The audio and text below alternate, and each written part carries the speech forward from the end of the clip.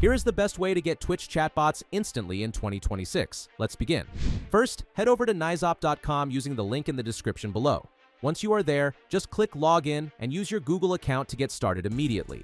Next, you need to add balance. Go to the Deposit section. You can top up using your card, crypto, and several other options. It is fast and secure, so you can get started right away. Now, go to New Order. Click the search bar and type Twitch chatbots. Then choose the very first option. It only costs $15.20 per 1,000, which is great for getting that initial chatter going. From here, just add your stream link.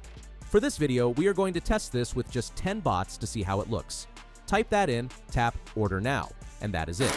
The process is super casual and starts almost instantly. Here's how it went and the chatbots got in. As you can see, I refreshed the stream page after a minute and the chat is already buzzing. We went from a dead chat to our target bots showing up and interacting right away. Just a quick warning before you jump in. Because doing this is technically against Twitch's terms, you need to be smart about it. If you want to try this Twitch chatbot service for yourself, head over to Naizop using the link in the description below. It is the most reliable way I've found to get that initial momentum. Don't forget to like and subscribe for more tips on how to grow your channels in 2026.